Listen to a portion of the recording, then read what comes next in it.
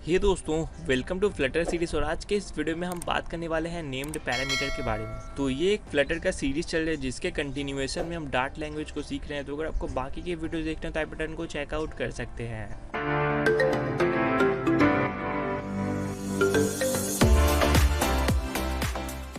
तो यहाँ पे डार्ट लैंग्वेज में हमको दो टाइप के पैरामीटर देखने को मिलते हैं। एक है रिक्वायर्ड पैरामीटर और दूसरा है ऑप्शनल पैरामीटर। अब ऑप्शनल पैरामीटर जो है ये तीन टाइप का होता है: नेम्ड पैरामीटर, पोजिशनल पैरामीटर और डिफ़ॉल्ट पैरामीटर्स। तो आज के इस वीडियो में हम नेम्ड पैरामीटर्स को देखेंगे। इसको डिफाइन करने के लिए कर्ली ब्रेस को यूज़ करना पड़ता है। When defining a function use curly brace to specify named parameters. और जब हम फंक्शन को कॉल करते हैं और उसमें जब हम नेम्ड पैरामीटर का आर्गूमेंट पास करते हैं तो उसके लिए हम पैरामीटर नेम और कोलन भी यूज़ करते हैं। When calling a function you can specify named parameters using colon. तो आइए इसको प्रैक्टिकली देख लेते हैं। तो यहाँ पे हम एक फंक्शन क्रिएट करते हैं जिसका टाइप है void और इस फंक्शन का नेम देते हैं सपोज स्टूडेंट। अब इस फंक्शन के अंदर हम टोटल 3 पैरामीटर्स बनाएंगे। पहला स्ट्रिंग होगा और 2 इंटीजर पैरामीटर्स। तो यहाँ पे हम where कीवर्ड को यूज़ करेंगे। तो पहला पैरामीटर है नेम, सेकेंड है रोल और थर्ड है एज। अब इसको प्रिंट करेंगे। तो यहाँ पर देखिए हमने 3 पैरामीटर्स लिए हैं और तीनों को प्रिंट कर दिया है। लेकिन ये जो पैरामीटर्स हमने लिए हैं ये तीनों नॉर्मल पैरामीटर्स।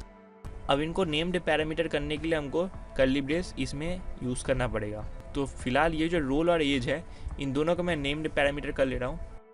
तो यहाँ पर देखिए हमको इन दोनों को कर्ली ब्रेसेस के अंदर लिखना है। तो ये हो गए नेम्ड पैरामीटर। अब हमको फंक्शन को कॉल करना पड़ेगा। तो सिंपली फंक्शन नेम लिख के 3 आर्गूमेंट पास करवाने पड़ेंगे। यहाँ पर पहला है एक स्ट्रिंग आर्गूमेंट होगा नेम, सपोज राहुल। सेकेंड होगा एक इंटीजर, सपोज हम यहाँ पर 5 दे रहा हूँ और सपोज यहाँ पर दे रहा हूँ 50।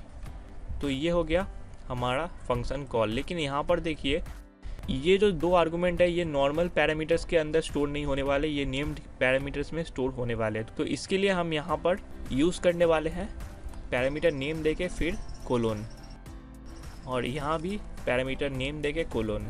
तो ये हो गए नेम्ड पैरामीटर।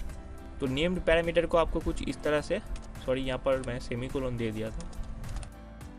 तो नेम्ड पैरामीटर को आपको कुछ इस तरह से आर्गूमेंट पास करवाना है। अब हमारा प्रोग्राम पूरा बन के रेडी है। अब अगर हम इसको रन करते हैं तो यहाँ पर देखिए name Rahul, roll 5 and age 50 यहाँ पर शो कर रहा है। सॉरी एज को मैं यहाँ पर 20 कर दे रहा हूँ। अब ये जो नेम्ड पैरामीटर है ये एक ऑप्शनल पैरामीटर है। तो यहाँ पे हम इसको लिख भी सकते हैं या तो नहीं भी लिख सकते। तो अगर हम इसको डिलीट कर दें और अब जाके इसको अगर रन करवाएं तो यहाँ पर देखिए हमको नेम की जगह राहुल दिख रहा है, क्योंकि हमने यहाँ पर एक ही आर्गूमेंट पास करवाया है और 2 आर्गूमेंट को डिलीट कर दिया है। तो इसीलिए 2 वेरिएबल्स में हमको जो वैल्यू दिख रहा है वो है नल वैल्यू, क्योंकि यहाँ पर सिर्फ एक ही आर्गूमेंट पास हुआ है जो कि नेम के अंदर आकर स्टोर हुआ है। तो यहाँ हमको देखिए कोई भी एरर देखने को नहीं मिला। लेकिन रिक्वायर्ड पैरामीटर में अगर हम ऐसा करते हैं तो वहाँ पर हमको एरर देखने को मिलेगा। अब मैं इन दोनों को ऐड कर दे रहा हूँ। तो यहाँ पर ये 2 आ चुके हैं। अब इनके पोजीशन को भी अगर हम चेंज करते हैं तब भी हमको कोई एरर देखने को नहीं मिलेगा।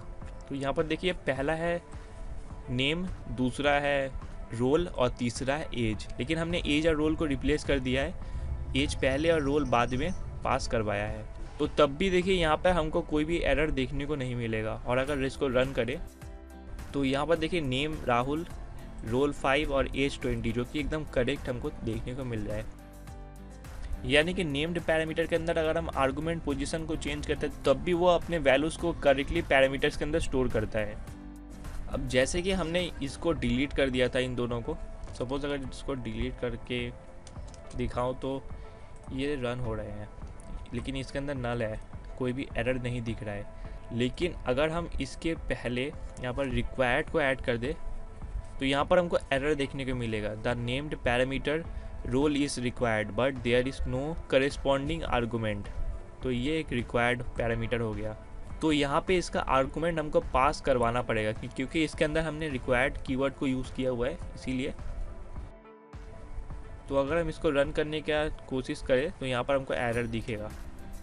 तो अगर मैं इसके वैल्यू को ऐड कर दूँ लेकिन रोल के वैल्यू को, तो यहाँ पर रोल के पहले रिक्वायर्ड है तो इसीलिए हम रोल के वैल्यू को ऐड करेंगे, लेकिन एज को हम डिलीट कर देंगे। तो यहाँ पर सिर्फ हमने नेम पैरामीटर और रोल पैरामीटर के वैल्यू को सिर्फ ऐड किया हुआ है। अब इसको अगर रन करते हैं तो यहाँ पर देखिए हमको नेम राहुल दिख रहा है, रोल 5 और एज नल, क्योंकि एज को हमने नहीं दिया हुआ है।